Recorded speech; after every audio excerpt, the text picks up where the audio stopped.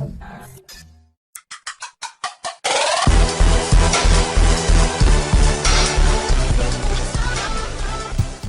is up, YouTube? Dottz Gaming here today with my Unholy guide. So similar to my 2H Frost guide and my DW Frost guide, I'm going to break this down into 3 videos. I'm sure you already know what they are. First one is going to be talents, glyphs, stat priority, and gearing. The second video will be my macros, which actually has some depth this time. And the third video will be rotation and abilities. Now, what's cool about Unholy is there's 2 different playstyles, and I'm going to talk about both of them today. So this is one of them. So there's 2 playstyles, like I said. There's a burst playstyle that has some AoE pressure, and then there's a rot playstyle, which has lower burst but higher AoE pressure. So first tier, this is just for the burst playstyle. You're gonna want to go Plague Leech since you're running Breath of Sindragosa. I personally don't think Plague Bear and Unholy Blight are going to be good for this specific setup, and Plague Leech is definitely your best bet when it comes to just utility and getting more runes and, you know, more bang for your buck in general. Because, you know, you're going to reapply your diseases easily because you're running regular diseases, so you don't really need Plague Bear or Blight. 57 tier, Lichborn, for all the reasons I've always ever said.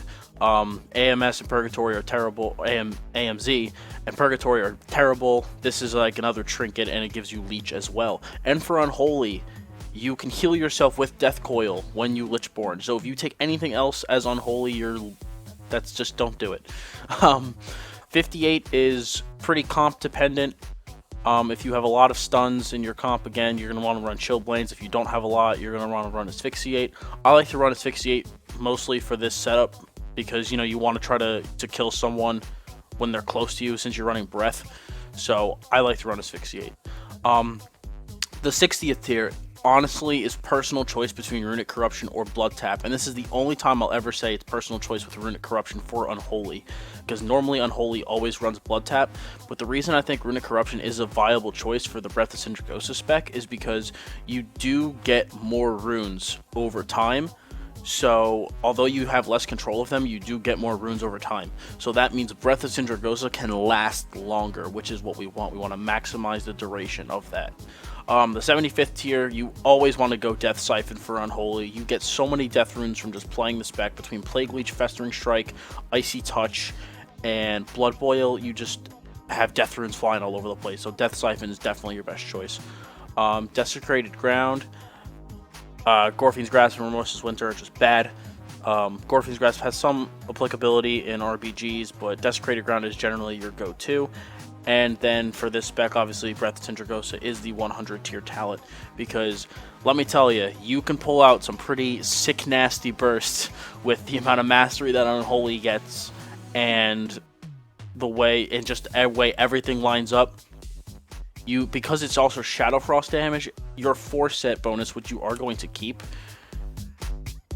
increases your shadow damage dealt by 20% during Dark Transformation.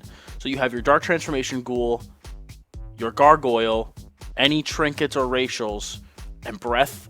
It is literally some of the scariest bursts ever. And if you land it all, something's going to die. Something will drop. So that is the one play style. The second play style is the Rot spec. Let me just change it up real quick. That looks like this. So the first tier would be Unholy Blight, because this is focused around Necro Blight. I like to run Unholy Blight instead of Plague Leech or Plague Bearer because it helps you get a lot of stacks up on people really, really quick. Plague Bearer is okay to run because it's passive and it generates more stacks over time. But I feel like Unholy Blight supports a more bursty playstyle, while Plague Bearer supports like a more sustained playstyle. But I don't know. I like Unholy Blight after playing around with the talents. But this first tier, you can even run Plague Leech if you want. This first tier for this spec is really personal choice, so just play around with it, see what you like. Lichborn, again, not going to even talk about it. 58, again, comp dependent, Chillblains or Asphyxiate, depending on your comp. For this spec, you're going to want to run Blood Tap, because you'll have direct control over your runes. You don't need to worry as much about, generating a super high amount of runes. You want just running blood tap here will give you control over your runes. So you won't have to worry about any RNG. Death Siphon, again, reasons as stated, same thing with Desecrated Ground. And then this spec is going to be focused around having Necrotic Plague and Unholy Blight this time. So this is your standard rot build. And the other build is more of a bursty play style. Now, you honestly, like in Arena, I'll change this up sometimes and pick which spec I play based on the enemy comp. So like if they have a lot of mobility and are gonna get out of my breath, I'll generally run the rot play style. While if they don't have as much mobility, I'll run something like this. Glyphs. This is my standard glyph setup. So you always want Icy Touch. The glyph of Icy Touch is broken for Unholy because your Icy Touch converts your Frost runes to Death runes. It's so good. You never want to take it off. Glyph of Regenerative Magic, you know, so you can use your AMS offensively, and if it doesn't get absorbed all the way, like it gets an RMD, like a melee mage type team, you can use AMS offensively, and even if the mage bursts on you, chances are the whole thing isn't going to get absorbed anyway. You definitely want to take this out though against double wizards. And then Glyph of Dark Sim, I just run this on a general basis, but you want to run this against any class that casts their major CCs. In terms of subbing in Glyphs, I would always recommend keeping Icy Touch no matter what, and you sub out Dark Sim or Regenerative Magic based on what team you're playing against.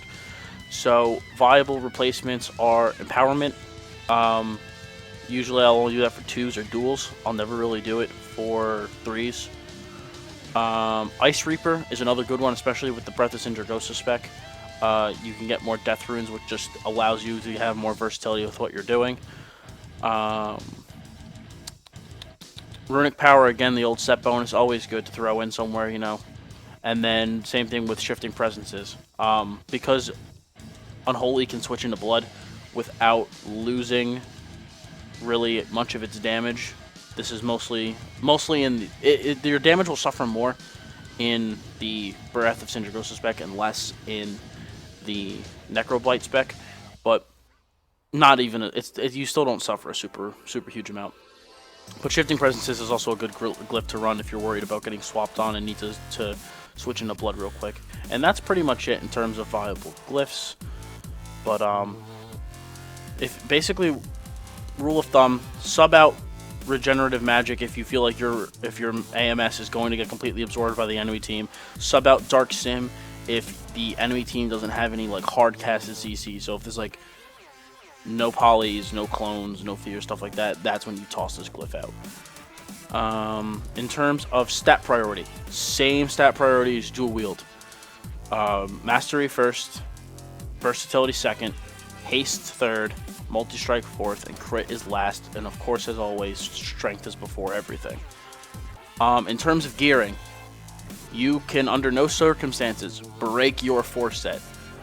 It is too good to break because your burst, a huge part of your burst is your force set. It's just a flat 20% damage increase basically for 15 seconds. That is way too good to give up.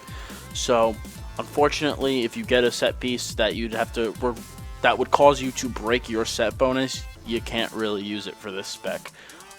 You need to keep your set bonus at all costs. Otherwise, that's pretty much it for this video, guys. So next video, I'm going to cover my macros, so stick around for that. If you're not subscribed to the channel, please subscribe. There will also be guides for dual wield and two-handed frost up on my page, so if you haven't already, check those out. Thanks, guys. I'm Dottz Gaming. Have a good day.